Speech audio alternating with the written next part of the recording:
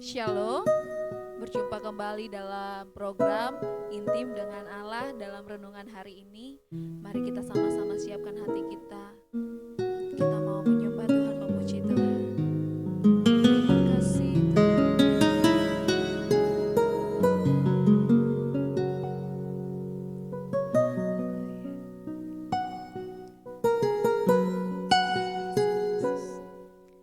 Saat ku tak melihat jalanmu, saat ku tak mengerti rencanamu, namun tetap ku pegang janjimu. Pengharapanku hanya padamu.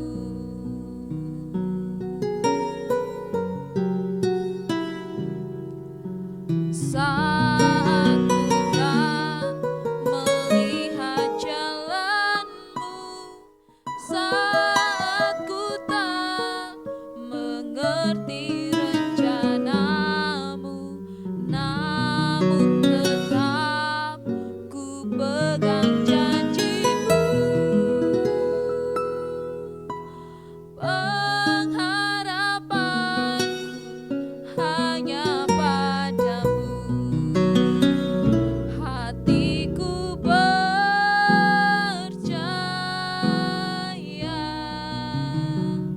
hatiku percaya,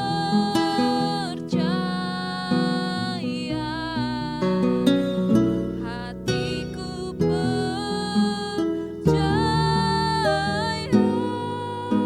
selalu ku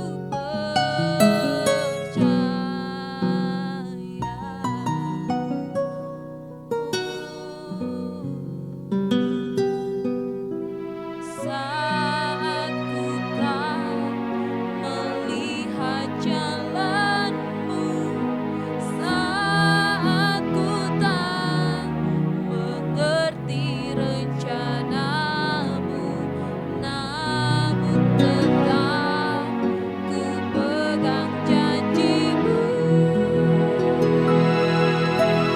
Pengharapanku hanya padamu.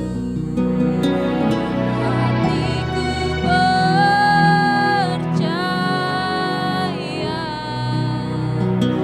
hatiku percaya, hatiku percaya, selalu ku percaya, selalu ku percaya, selalu ku percaya.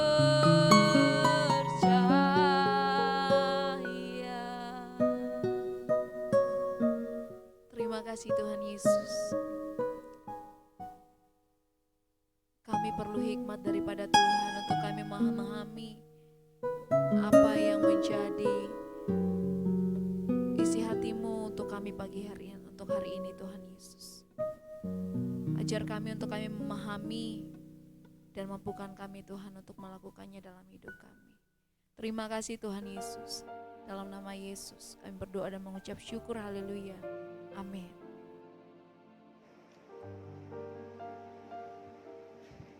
Shalom Bapak Ibu dan saudara-saudara sekalian. Pada saat ini kita akan melaksanakan renungan harian. Pada renungan harian ini pembacaan Alkitab terprogram berada pada kitab Mazmur 73, 77 dan 78. Yang menjadi judul renungan hari ini adalah Allah tempat perlindungan yang teguh. Berasal dari Mazmur 73 ayat 25 sampai 28. Demikian bunyi Siapa gerangan ada padaku di surga selain Engkau? Selain Engkau tidak ada yang kuingini di bumi.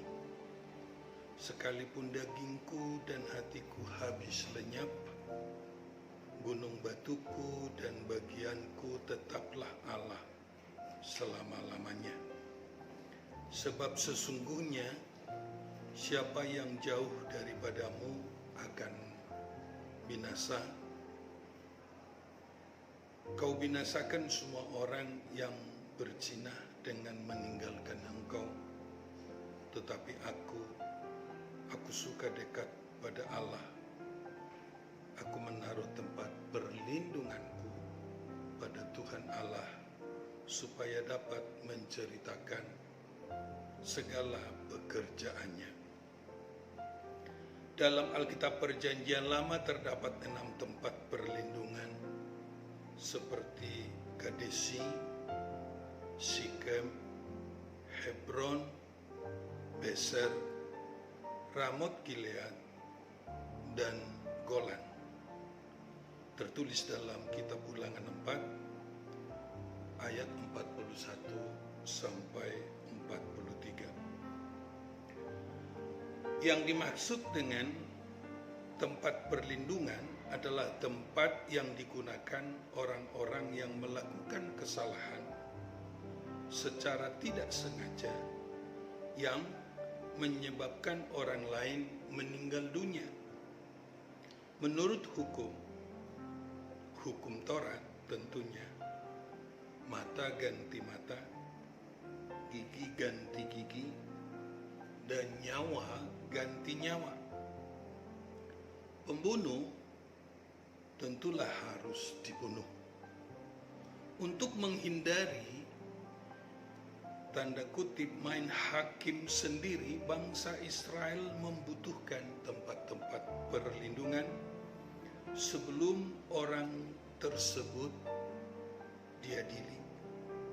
Setiap orang yang melakukan kesalahan seperti itu dapat melarikan diri ke sana untuk mendapatkan jaminan keselamatan. Ketika seseorang berada di lokasi tempat perlindungan, ia tidak akan diganggu oleh siapapun. Tetapi jika orang tersebut meninggalkan tempat perlindungan, para penuntut darah dapat membunuhnya tanpa menimbulkan permasalahan. Sedemikian kokoh tempat perlindungan bagi orang Israel ketika itu. Orang tersebut boleh kembali setelah imam besar meninggal dunia. Dengan cara seperti itu, orang-orang Israel terhindar dari pertumpahan darah di tanah yang telah Tuhan janjikan kepada nenek moyang mereka. Setelah memperhatikan paparan di atas, terdapat hal penting yang perlu disampaikan, yakni yang merencanakan, menentukan tempat-tempat, dan menetapkan petunjuk pelaksanaan tempat-tempat perlindungan bagi bangsa Israel adalah Allah. Konsep tentang tempat-tempat perlindungan dirancang oleh Allah sendiri. Dari sini dapat dipahami bahwa tempat-tempat perlindungan menunjukkan pada Allah. Dan Allah adalah tempat perlindungan yang sesungguhnya. Apa yang dimaksud dengan Allah tempat perlindungan yang kokoh? Pertama, percaya kepada Tuhan yang mengendalikan perjalanan sejarah dunia ini. Pencipta segala sesuatu yang terdapat di dunia ini adalah Allah. Yang mengatur segala sesuatu yang terdapat di dunia ini adalah Allah. Segala sesuatu yang terjadi dalam diri setiap orang, keluarga, gereja, masyarakat, dan pemerintah terjadi oleh karena kendali Tuhan. Apapun yang terjadi dalam diri manusia, semua karena seizin Tuhan. Ia yang mengendalikan perjalanan sejarah dunia ini. Sedetik pun Allah tidak pernah meninggalkan dunia ini dan segala isinya. Pemeliharaan Allah terhadap alam ini jauh lebih besar daripada upaya yang dilakukan oleh manusia. Yang kedua, percaya kepada Tuhan tidak perlu mengkhawatirkan apapun, karena kekhawatiran tidak pernah memperpanjang usia seseorang. Sehelai rambut pun yang terjatuh dari kepala manusia diketahui oleh orang, diketahui oleh Tuhan. Segala sesuatu tergantung sepenuhnya kepada Tuhan. Tidak ada yang mustahil bagi Tuhan. Separah apapun penyakit yang dialami oleh manusia, jika Tuhan ingin memulihkannya, itu akan terlaksana. Sebaliknya, walaupun manusia tidak mengalami penyakit, tetapi jika Tuhan ingin memanggil seseorang akan kembali ke surganya, itu pun akan terlaksana. Ia adalah Allah yang ajaib. Langit, bumi, lautan, dan isinya tunduk kepada kuasa Tuhan. Karena itu, menyerahkan segenap kehidupan kepada Tuhan adalah cara hidup yang paling tepat untuk merasakan kedamaian yang sesungguhnya.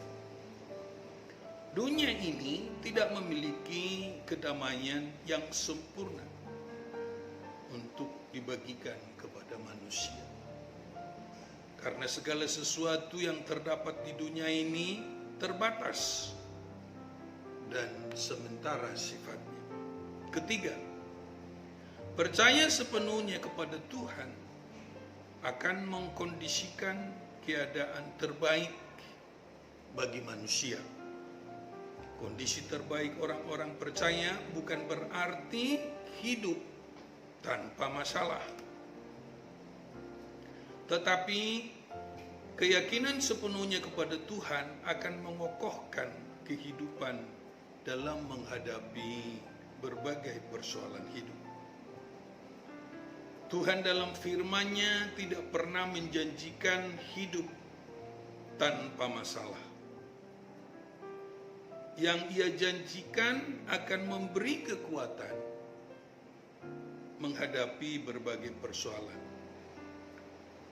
Orang Kristen tidak memiliki hak istimewa untuk tidak menghadapi tantangan, tetapi Ia akan memberi kekuatan kepada setiap orang yang berharap sepenuhnya kepada Tuhan.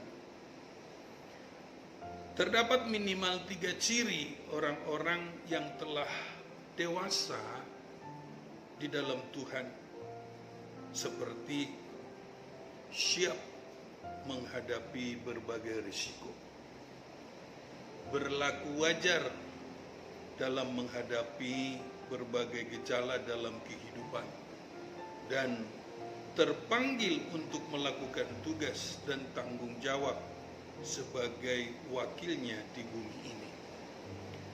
Terpanggil artinya didorong oleh hati nurani yang suci, dorongan dari dalam hati. Sementara yang keempat, percaya kepada Tuhan karena Ia memiliki sejuta cara untuk menghindarkan orang-orang percaya dari orang-orang yang ingin mencelakainya. Bagaimana hal ini bisa terjadi bagi setiap orang yang percaya? Satu-satunya rahasia untuk itu ialah percaya sepenuhnya kepada Tuhan. bergantung sepenuhnya kepada Tuhan tanpa ragu sedikit pun. Ia memiliki begitu banyak cara untuk mengendalikan kehidupan orang-orang percaya dari hal-hal yang dapat mencelakakan. Karena itu, jangan pernah meragukan kemahakuasaan Tuhan. Setiap orang percaya harus bergantung sepenuhnya pada pemeliharaannya yang sempurna. Ia akan memberikan pertolongan bagi orang-orang percaya untuk ia kendalikan. Pertolongannya akan nyata bagi setiap orang berdasarkan waktu Tuhan sendiri. Karena itu, manusia tidak perlu mendesak Tuhan untuk melakukan sesuatu terhadap kita. Yang terakhir, ia memiliki cara yang unik untuk menghindarkan orang-orang percaya dari kuasa kegelapan. Musuh orang-orang Kristen bukan makhluk hidup yang berdarah dan daging, tetapi penghulu-penghulu di udara. Karena itu, orang Kristen harus melakukan sesuatu dalam nama Tuhan Yesus. Karena Yesus berasal dari surga dan telah berangkat ke surga, dan dari sana ia akan datang kembali untuk menghakimi orang-orang yang hidup dan yang mati.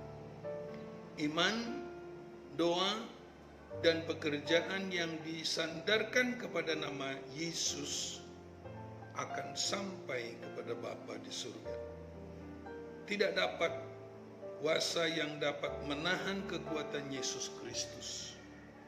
Dia adalah penolong yang sejati bagi setiap orang yang percaya kepadanya.